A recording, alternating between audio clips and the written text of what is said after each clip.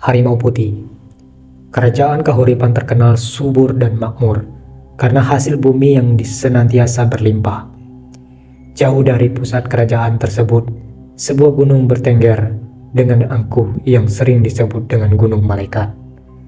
Di balik gunung tersebut terdapat lembah yang nampak masih perawan, bahkan seolah tak seorang pun menjamah apalagi tinggal di tempat tersebut.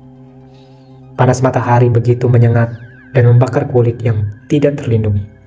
Seorang remaja berusia 12 tahun dengan wajah kusut dan menggendong buntelan tengah berjalan terseok-seok. Gontai langkah kakinya seperti tidak ada tujuan. Remaja tersebut terus berjalan menyelusuri jalanan setapak yang sunyi dan memasuki area gunung yang ditumbuhi perpohonan yang tinggi dan besar. Dia seperti tidak takut akan hal yang membahayakan dirinya, baik dari ancaman binatang buas, perampok yang kejam, atau gangguan makhluk yang tak kasat mata. Entah apa yang ada dalam pikiran anak remaja tersebut. Di saat anak yang lain, yang seusia dia menikmati masa belajar dan bermain, dirinya malah pergi ke tengah hutan yang penuh dengan bahaya. Seolah dia hendak mengantarkan nyawanya kepada binatang buas atau kepada makhluk halus yang haus darah. Matahari sudah hampir menepi di bagian barat. Cahayanya tak lagi menembus rindangnya pohon di area gunung tersebut. Gelap menyelimuti, suasana pun sepi meski sesekali masih terdengar suara ayam hutan dari kejauhan. Remaja tersebut telah sampai di puncak kedua gunung tersebut. Masih satu puncak lagi yang harus dilalui sebelum bisa mencapai puncak utama Gunung Malaikat. Untuk sampai di puncak pertama, dia membutuhkan waktu sekitar setengah hari dengan berjalan kaki, dan untuk mencapai puncak utama gunung tersebut dia membutuhkan waktu sekitar 5 atau 6 jam dengan berjalan kaki. Sementara perbekalan hampir mau habis. Di puncak kedua ini, dia memutuskan untuk istirahat karena suasana telah gelap dan dirinya telah lelah karena sudah seharian berjalan. Kebetulan di puncak kedua gunung tersebut ada sebuah gubuk yang bisa dipakai untuk istirahat. Setidaknya bisa untuk berlindung apabila datang hujan kala malam hari. Remaja itu mulai mengumpulkan ranting untuk membuat perapian karena bahwa dingin mulai merambah dan menerjang siapa yang ada di sekitarnya. Api unggun sudah menyala. Dia duduk di depan api yang mulai menyala sambil menyantap sisa perbekalan yang terakhir. Malam semakin sunyi. Remaja tersebut sudah membaringkan tubuhnya di dalam gubuk yang terbuka dengan api unggun yang masih menyala. Gunung itu mulai menebarkan aura mistisnya. Suara angin menghembus kencang diiringi suara burung gagak dan burung hantu yang menyeramkan.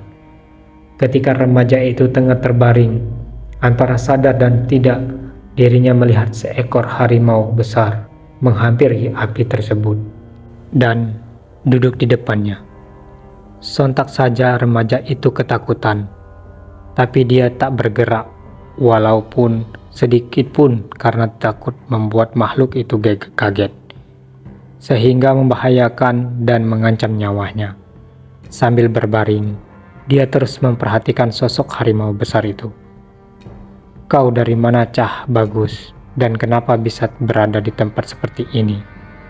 Sebuah suara terdengar oleh remaja itu. Sontak saja dia menoleh ke arah suara tersebut, yang ternyata seorang kakek tua. Melihat hal seperti itu membuat remaja itu tambah terkejut karena kedatangan kakek tua secara tiba-tiba. Dan kemana pergi sosok harimau besar yang tadi dia lihat? Memaafkan saya, Kak Eyang. Saya hanya numpang istirahat di gubuk ini barang semalam. Saya hanya lewat di sini, tidak bermaksud untuk mengganggu Eyang, jawab remaja itu gugup menahan ketakutan yang sudah menyelimutinya. Kakek tua itu menoleh ke arah remaja itu dan menatap dengan tatapan penuh selidik. "Siapa namamu dan dari mana Cah Bagus berasal?" tanya kakek tua itu sambil tetap menatap tajam. Aku Jaladi dari desa Makarsari, kata remaja itu. Mengaku bernama Jaladi. Jaladi, kamu tidak perlu takut Cah Bagus. Kemarilah, duduk bersama Eyang di sini, kata kakek tua melambaikan tangannya sambil tersenyum. Tatapan matanya mulai terasa sejuk, tidak seperti tadi sangat menakutkan. Ayo kemari Cah Bagus, katanya lagi. Jaladi memberanikan diri bangun dan berjalan menuju kakek tua yang sedang duduk di depan perapian. Namaku Saketi, Cah Bagus. Boleh memanggilku Eyang Saketi, kata kakek tua itu mengaku bernama Saketi. Cah Bagus tidak perlu takut.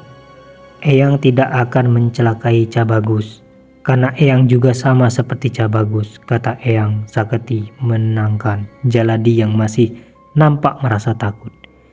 Eyang berada di sini karena memang Eyang ini adalah penunggu puncak kedua dari gunung ini. Sebenarnya kemana tujuan Cah Bagus? Tanya Eyang Saketi. Setelah mendengar sedikit penjelasan dari Eyang Saketi, Jaladi pun nampak sedikit tenang tampak dari raut wajahnya. Iya Eyang, sebenarnya aku hendak ke puncak utama gunung ini, kata Jaladi.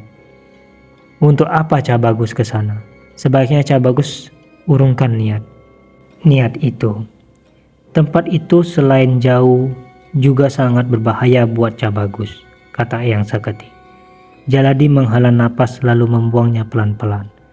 Ya Eyang, sebenarnya aku juga tidak tahu untuk apa aku pergi ke puncak utama gunung itu.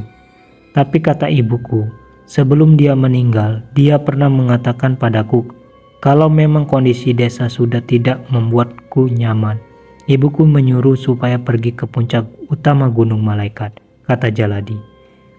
Eyang Saketi termenung beberapa saat. Malang sekali nasibmu Cah Bagus, gumam batin Eyang Saketi. Jadi ibumu telah meninggal. Bagaimana dengan ayahmu dan siapa nama ibu Cah Bagus? Kata Eyang Saketi. Iya Eyang, ibu meninggal 5 bulan yang lalu, sedangkan ayah meninggal 1 tahun sebelumnya. Ibuku bernama Nirmalasari, Eyang, jawab Jaladi sambil menunduk. Apa Cah Bagus tahu siapa ayah dari ibumu? Yang aku tahu ayah dari ibuku bernama Jaya Brata, tapi sejak kecil aku belum pernah bertemu dengan Eyang, kata Jaladi. Eyang Saketi kembali termenung beberapa saat, sepertinya dia sedang memikirkan sesuatu. Memangnya apa yang terjadi di desamu sekarang, sehingga Cah Bagus memutuskan untuk melaksanakan pesan ibumu? Tanya Eyang Saketi. Keadaan desa sudah tidak nyaman lagi sekarang Eyang. Penjahat merajalela, banyak huru-hara, rakyat lemah seperti aku senantiasa ditindas, jawab Jaladi. Eyang, apa boleh aku bertanya sesuatu? Kata Jaladi kepada Eyang Saketi. Kamu mau tanya apa Cah Bagus? Sahut Eyang Saketi. Tapi sebelum Eyang berada di sini, aku melihat harimau putih cukup besar. Apa Eyang tahu itu harimau apa dan kemana perginya? Tadi itu harimau lodaya putih, harimau peliharaan Eyang. Dia tidak kemana-mana. Dia masih ada di sekitar sini mengawasi kita dan memastikan tidak ada bahaya yang mengancam kita, kata Eyang Saketi sambil tersenyum. Tak terasa, waktu semakin hampir pagi. Suara kokok terdengar dari kejauhan. Kak Jaladi menguap beberapa kali dan entah kenapa dia tak dapat menahan matanya untuk terus terjaga. Hingga dia pun tertidur di dekat perapian.